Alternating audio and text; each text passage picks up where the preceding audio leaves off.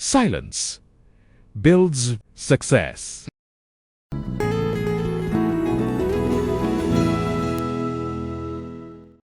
Have you ever noticed something strange? The moment you tell everyone about your dream, your motivation slowly disappears. A young man once had dozens of big dreams. He told the whole town about every single one. People praised him. People believed in him. But strangely, he never finished anything. Until one day, an old craftsman showed him a lesson that completely changed his life. A lesson about why dreams die the moment we speak them. This is a story about a young man named Han. Han lived in a busy riverside town, where boats arrived every morning carrying fish, wood, and spices from distant villages. The town was full of noise, movement, and ambition. And Han had many ambitions, too many. Every few weeks, Han discovered a new dream. One month he wanted to become the best fisherman in the town. Another month he decided he would open a small cafe by the river. Then he dreamed about building beautiful wooden boats. Each dream sounded exciting. Each dream sounded possible. But Han had a habit that everyone in town knew about. Whenever he had a new idea, he told everyone. Not quietly, not privately, but loudly. At the market, at the docks, at the tea house. One morning, Han stood on the wooden bridge over the river and shouted to a group of fishermen, "Soon I will own the biggest fishing boat in this town." The fishermen laughed warmly. "That's a great dream, Han," one of them said. "You'll do well," said another. Han felt proud, very proud. That evening he walked home feeling like a successful man. But the next morning, when it was time to wake up early and learn the hard work of fishing, Han stayed in bed. The river felt colder. The work felt heavier, and somehow the dream felt less important. A few weeks later, Han had a new plan. This time, he wanted to open a cafe. He went to the tea house where people gathered every evening. "I have decided," he announced confidently. "I will open the most beautiful cafe in this town. People will come from everywhere." People smiled. "That would be wonderful. You always have such big ideas." Again, Han felt a warm wave of pride. But after a few days, the excitement disappeared. He never searched for a building. He never bought a table. And soon the cafe dream quietly vanished. Years passed like this. Dream after dream. Announcement after announcement. But nothing was ever finished. People in the town began to notice. At first they admired Han. Then they laughed about him. Eventually they stopped taking him seriously. Han tried to ignore it, but deep inside something painful was growing. One quiet evening, Han walked alone along the riverbank. The sky was turning orange as the sun slowly disappeared behind the hills. He sat on a large stone and stared at the water.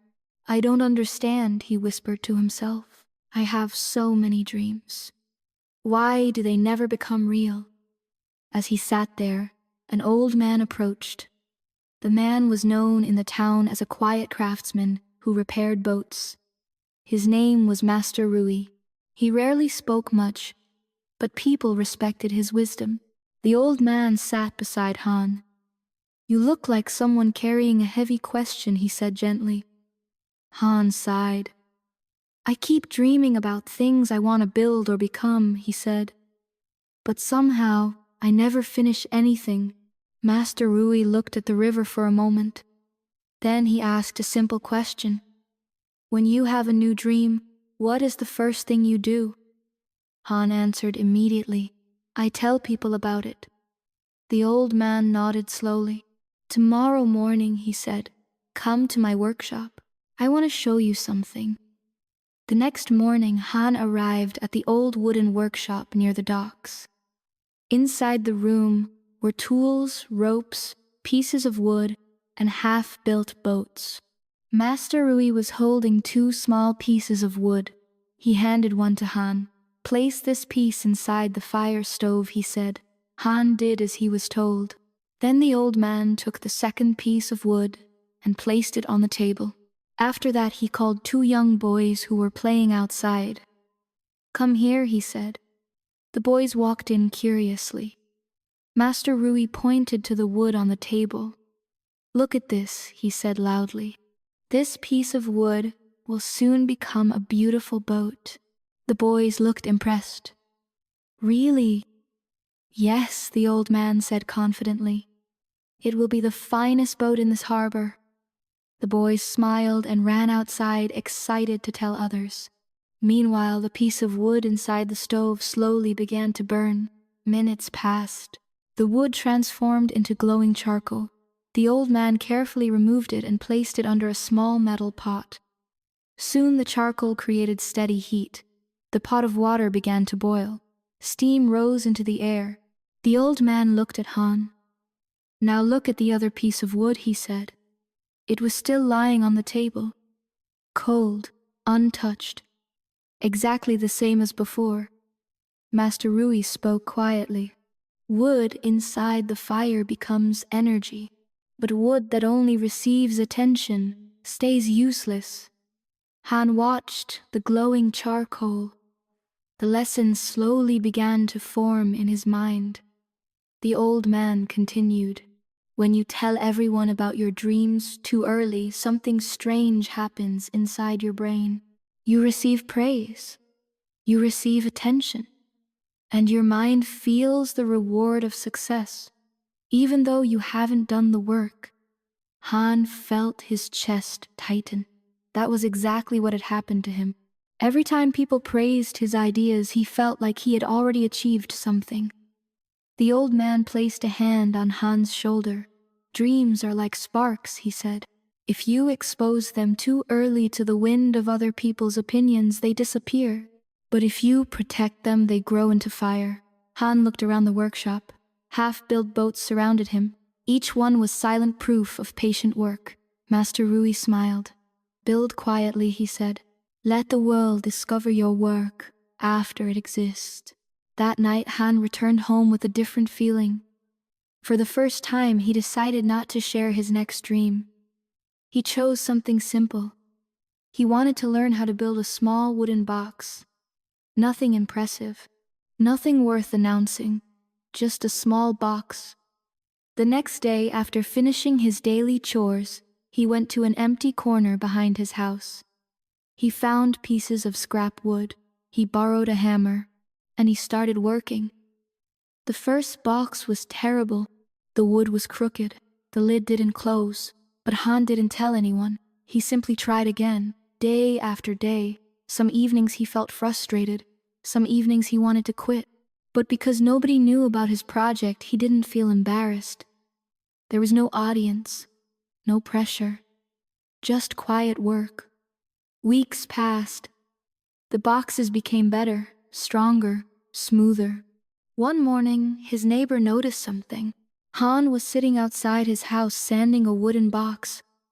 "That looks beautiful," the neighbor said. "Where did you buy it?" Han smiled. "I made it." The neighbor looked surprised. "You did?" When Han shrugged. "I've been practicing for a while." Word slowly spread through the town. People began asking Han to build small boxes, shelves, and wooden tools. But Han never announced what he was going to build next. He simply worked, quietly. Months turned into years. The man who once talked about dreams every week became known for something else. Consistency, skill, reliability. And the most surprising thing, Han no longer felt the need to talk about his plans. The work itself gave him satisfaction. Real satisfaction. Not the empty pride that comes from applause, but the deep pride that comes from effort. Now think about your own life.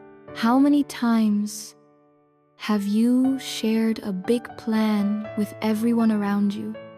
How many times did that excitement fade before the work even began? When we talk too much about our dreams, we sometimes spend our energy in words instead of action. But when we protect them, when we work quietly, something powerful happens. The dream grows, and one day, without needing to say anything, the results speak for themselves. So the next time you feel the urge to tell everyone about your big idea, pause, keep it close, let it grow in silence. And when your work is finally strong enough to stand on its own, the world will see it. You won't need to say a word.